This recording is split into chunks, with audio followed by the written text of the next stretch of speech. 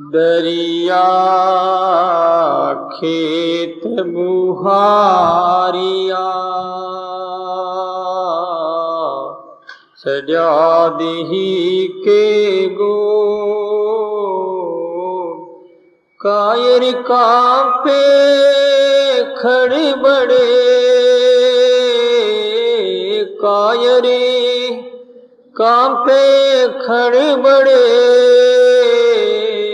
शूरा के मन मोद शूरा के मन मोद। बोलो राम। सर श्री कहते हैं दरिया खेत बुआरिया चढ़ा देही की गोद,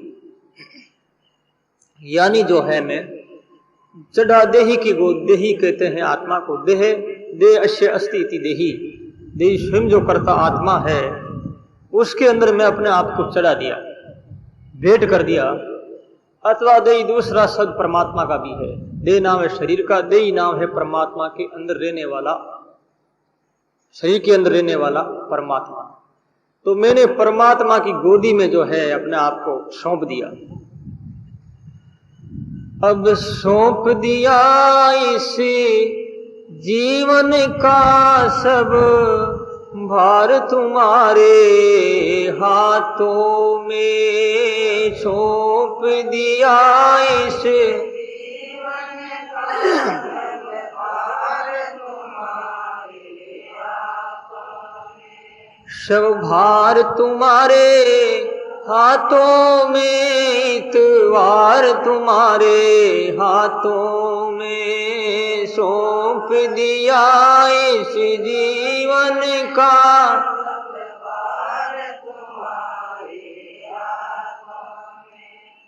चाहे कांटों पर भी चलना हो, चाहे छोड़ के देश निकलना हो, कांटों पर भी चलना हो, चाहे छोड़ के देश निकल रहे ध्यान तुम्हारे चरणों में, सौंप दिया इस जीवन का सब भार तुम्हारे हाथों में।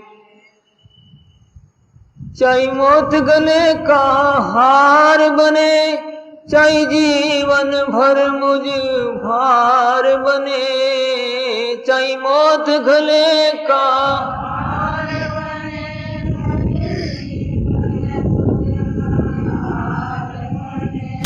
हे ध्यान तुम्हारे चरणों में, सौंप दिया इस जीवन का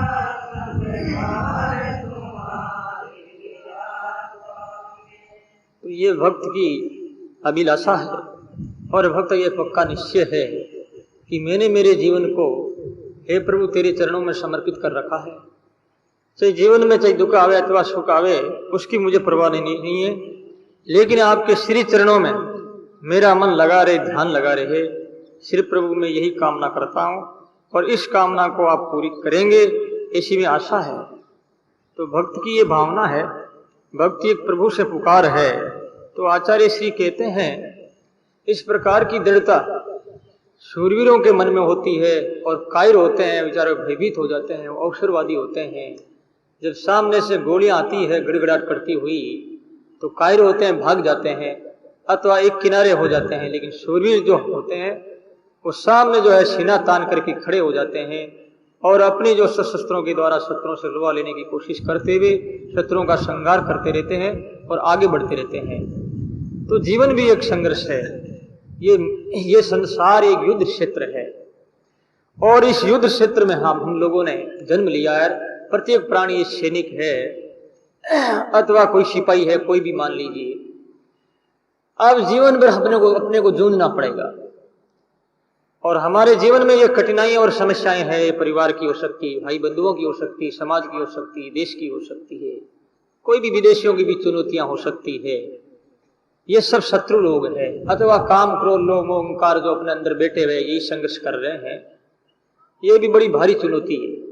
इस चुनौती को सामना करना है, शत्रुओं के ऊपर प्रहार करना है, शत्रुओं के सामने है घुटने नहीं टेकना है। यदि घुटने टेक दिए तो कायर बन जाएंगे और सदा के लिए जो है फिर हमारी इज्जत नष्ट हो जाएगी। इज्जत का मतलब परमात्मा के राज्य में हमारी कदर नहीं होगी, भगवान के राज्य में हमारा महत्व तो नहीं होगा। भगवान के राज्य में महत्व प्राप्त करना, प्रभु का प्यारा होना है, और वहां जो अपना रजिस्टर में नाम अंकित करना है, तो एक ही बात है कि इन शत्रुओं के साथ में युद्ध करता रहे। ये शत्रु जो अपने अंदर मन में बैठे हुए, और ये शत्रु बार बार मन के द्वारा ही संकल्प विकल्प को लेकर के ये हमें दुख देते रहते हैं, और हमारे मनोरथ मनसूबे कभी भी पूरे नहीं होते हैं, और आध्यात्मिक मनसूबे ये पूरे होने देते भी नहीं, और संसारिक मनसूबे पूरे होंगे नहीं। तो महाराज जी कहते हैं